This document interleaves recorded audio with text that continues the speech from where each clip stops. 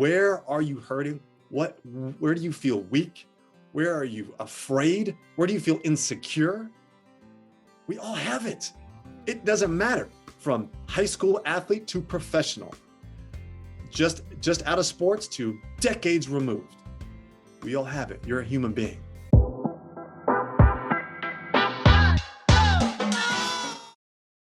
There's an old saying that an athlete dies twice. Now, I'll tell you, if you're here watching this, there's a good chance that you have not died twice. You may have died once, and that was the end of your athletic career. And I'll tell you, for me, my end of my athletic career wasn't so much a death as it was a breakup. When I was done, it was like a breakup in a relationship. I wanted a clean break. I was done. I broke my leg. I wasn't going to play anymore. My dreams were crushed. And so I wanted that clean break. So all the pictures, all the newspaper clippings, did I just date myself right there? All my jerseys, everything was just stuffed into a drawer. And that was it. A lid was on it. It went in the garage and I was done.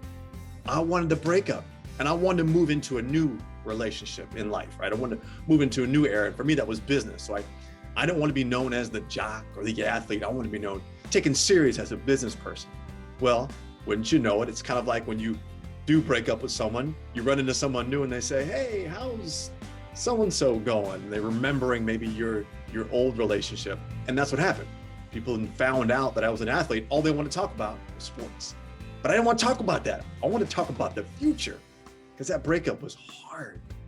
And that time of my life sat in a drawer for years. And it wasn't until I looked back and thought, if success is going to be mine, I have to recognize that success leaves clues. And so through my struggles in life after sports, I'm wondering, how do I get this right? What's going to take for me to find success? I had to look back. I had to open up that drawer, pull out the old clippings, pull out the memories, pull out the old pictures, as hard as they were to look at and remember those times. I remember there were some good times, some really, really good times. And there were some things in there that I could pull from, that I could apply into my life today.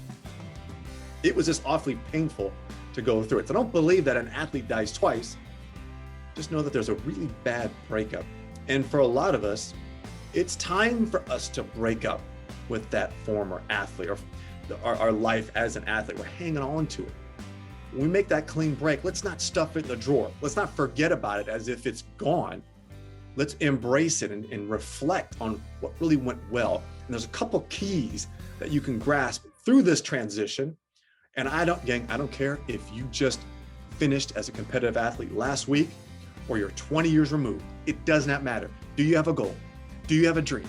Is there an impact that you want to make on this world? You have a fire in your belly that you want to go create something, that you want to service others.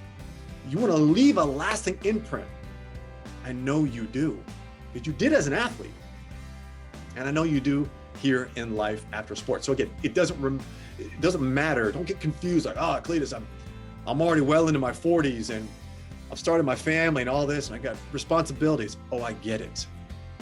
And how much longer are you going to sit on the sidelines of life?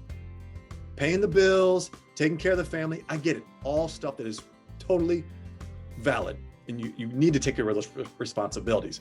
However, there's a piece of you that is feeling unfulfilled.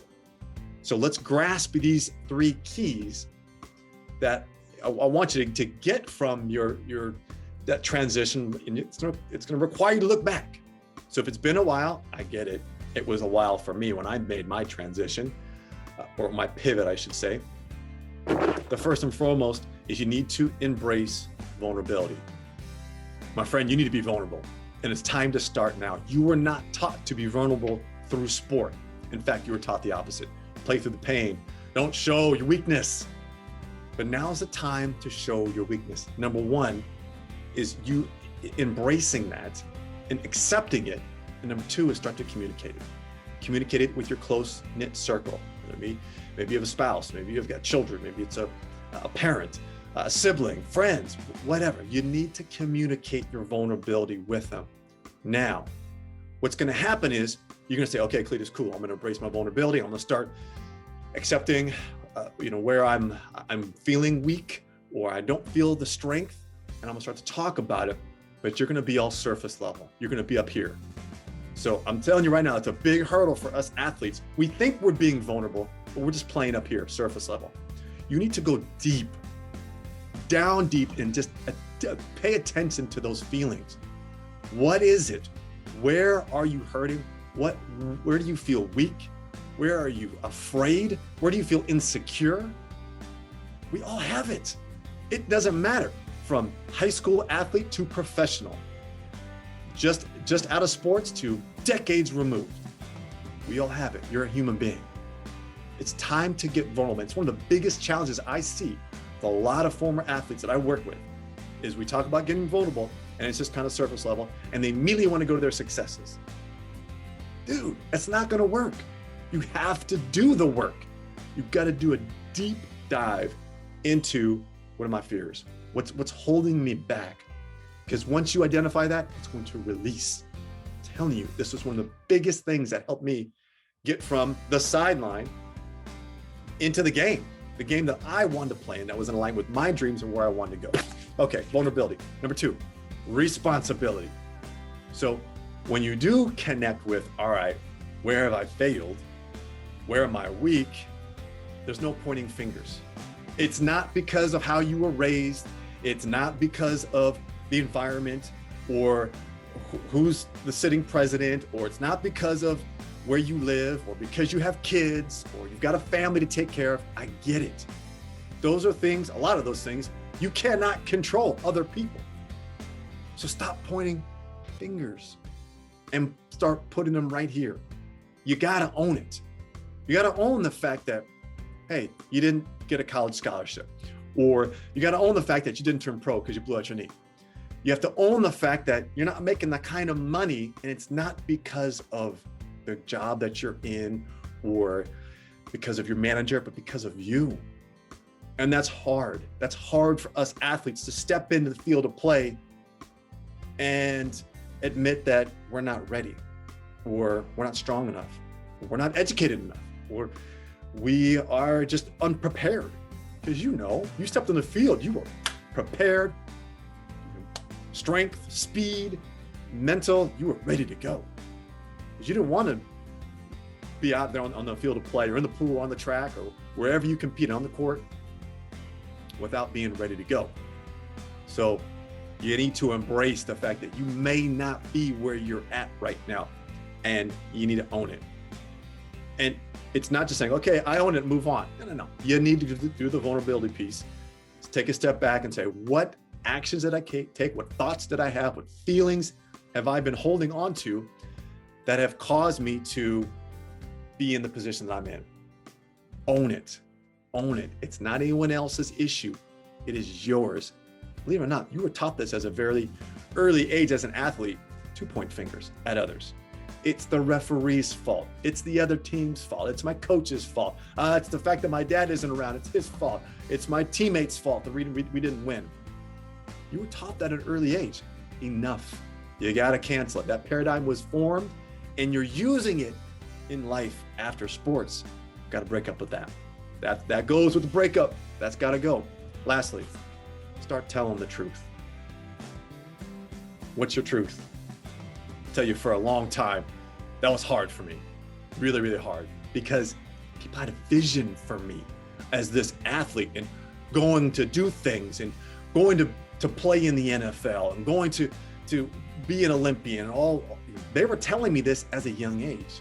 And when those things didn't happen, I didn't want to tell the truth.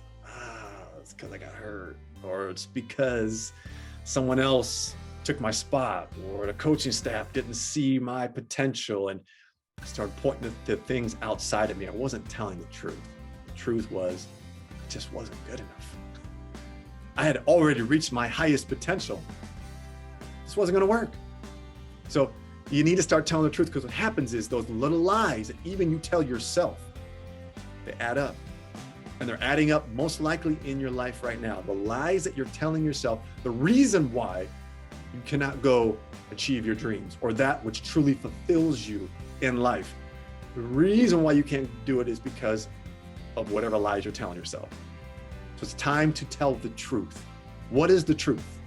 What is the truth about your past? What is the truth about your present moment? And once you identify those truths and you start telling the truth, number one, to yourself, and then number two, to others, dang, it opens up the floodgates of possibility and opportunity, because you're limited by your lack of vulnerability, your lack of responsibility, and the lies that you're telling yourself and others. It's holding you back. So, does an athlete die twice? I don't think that's the case. We're all going to go at some point as human beings. And as an athlete, it's a pretty nasty breakup. I get it. But you got to learn from that relationship to get better in the next one. And in this next chapter in life, you got to learn from that time that you had as an athlete, because there's so many valuable lessons and experience that you had to perform at such a high level. And what you gain through sport needs to translate over. But you got to look back. And once you identify those three things that we went over, vulnerability, responsibility, telling the truth, start to do it starting right now, I'm telling you, it is going to open up. Be consistent. We got to be consistent with it. That's my point here. You got to be doing it over and over and over again, owning it, taking responsibility, telling the truth. I'm scared. I'm insecure right now. This doesn't feel right. I'm nervous. I don't care how big and strong and successful you are. We all got to get to that point. So I'm encouraging you to take on those three elements, and let's make this transition. Let's make this breakup a quick one. Let's get past it, because there's a lot of good to do. To use our sports career as a catapult, as a springboard into doing what we're really here to do on earth. And that's you and I making a greater impact in life than we ever did in sports.